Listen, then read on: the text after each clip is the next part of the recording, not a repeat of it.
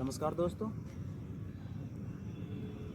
Good evening. आज हम आपके सामने लाए हैं जो अभी प्रचलन में है, लंपी नाम से डिजीज जो पशुओं में फैल रहा है, विशेषकर गायों में पाया जा रहा है। अभी भैंसों में भी है, पर भैंसों में विशेष रूप से प्रभाव नहीं है इसका। 8% ये ज़्यादातर मतलब गुजरात के क्षेत्र में है, लेकिन गुजरात से राजस्थान में भी, पश्चिमी राजस्थान में मारवाड़ क्षेत्र में इसका प्रवेश हो चुका है। मारवाड़ क्षेत्र में बड़ी तादाद में गायें, ये जो मवेशी है, मौत के शिकार हो चुके हैं। तो इसके बारे में हम बताएंगे कि कैसे इसका मतलब जन्म हुआ इस रोग का, और कैसे ये पशुओं में महामारी के तरीके से आया है। तो दोस्तों, ये सर्वप्रथम 1929 में जाम्बिया में आया था, जो रूस होते हुए एशिया महाद्वीप में, बांग्लादेश में 2019 में आया।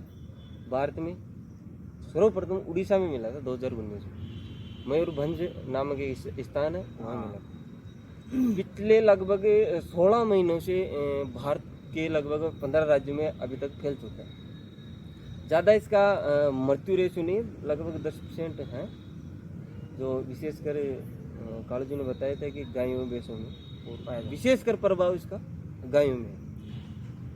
तो इस रोग के लक्षण क्या होंगे, जैसे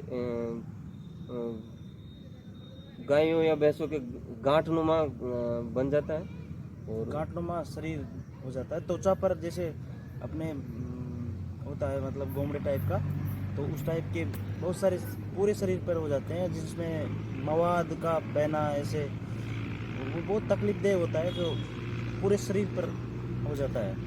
इससे इसके लक्षण पहचाने अपन तो एक तो खून से फोड़े हो जाएंगे पशु के शरीर के ऊपर, और जैसे अगर पशु दूध दे रहा है तो दूध कम हो जाएगा, बुखार सी हो जाएंगे उसको।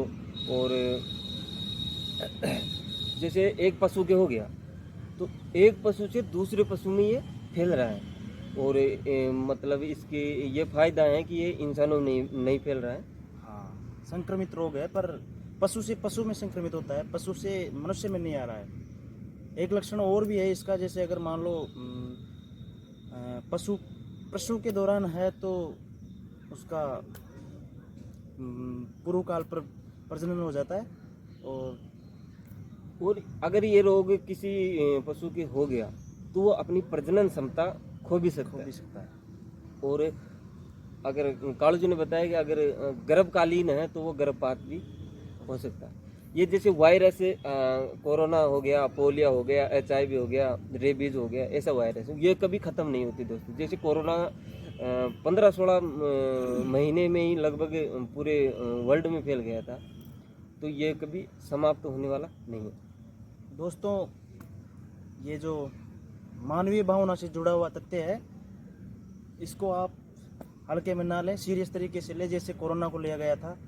पशुओं के संरक्षण में हमको जो मतलब हम जो सहायता कर सकते हैं वो हमें करनी है, क्योंकि पशु हम इंसान की तरह नहीं है, हम इंसान का ही सहारा रहता है उनको, तो उनके सहायतार्थ जो भी कदम उठा सकें उठाएं।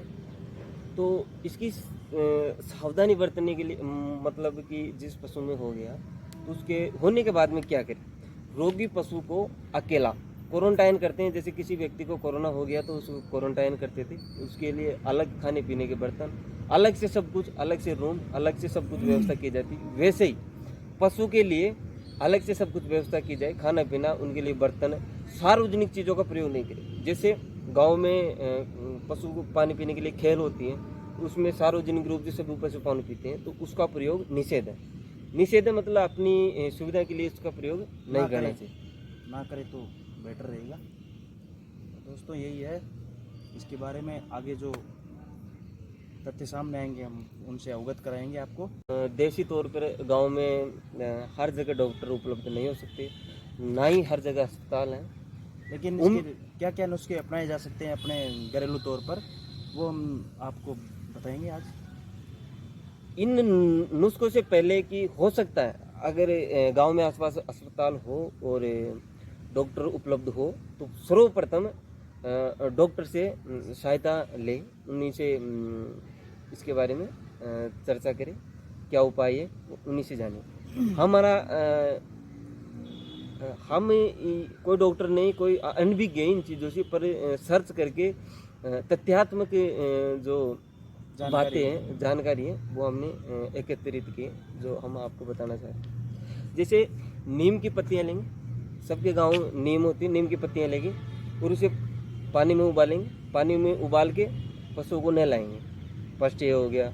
दूसरा, आंवला, सूखे आंवले होंगे, उसको पीस कर 25 से 50 ग्राम उसका मुरब्बा टाइप बना के चारे में डालकर कैसे भी पशु को खिला सकते हैं। दूसरा, गिलोय, जो कोरोना काल में गिलोय का बहुत उपयोग हुआ था, गिलोय के पत्ते पीस कर या गिलोय को किसी भी प्रकार के, मतलब जैसे भी खट्टा मीठा करके पशु खा सके, वैसा करके पशु को दे सकते हैं। और जैसे पशु के गोमड़े टाइप हो जाएंगे, फोड़े टाइप, वो अगर पकने से फूट जाते हैं तो घाव टाइप हो जाएगा। जैसे अपने किटिंग करवाते हैं तो कुछ थोड़ा बहुत स्क्रैच कट जाता है, तो उसे नाई क्या यूज होता है, फिटकरी। तो वो फिटकरी का प्रयोग करके 1 लीटर पानी में उसको फिटकरी को डाल के और उसका मिश्रण करके वो पशु को नहलाने से या उसके घाव पे लगाने से भी इसका अच्छा उपयोग है। कर सकते हैं सहायता आप इन नुस्खों को अपना कर। और एक और नुस्खा है कि बाजरे का आटा जो पशु खा सके, ऐसा बाजरे का आटे को पीस ले और 2 बड़ी चम्मच हल्दी डालें और गाय का घी बहुत लाभदायक होता है। गाय का घी 1 या 2 चम्मच डाल ले, उसका मिक्स करके रोटी जैसा बना ले। रोटी को एक साइड से सेकना है रोटी, और उसको पशु को खिला दे। और एक लास्ट जो नुस्खा है वो है जो गर्भकालीन अवस्था में जो पशु उसको नहीं देना। गिलोय ले 50 ग्राम, तुलसी के 20 पत्ते ले और 8 लौंग ले और 20 काली मिर्च, 10 ग्राम पीसी अदरक 1 लीटर पानी में उबाल ले। पानी को इतना उबाले कि पानी जैसे 1 लीटर था तो आधा लीटर हो जाए, जब तक उसको उबालते रहे। और 5 दिन तक देने से इसका प्रभाव कम होगा।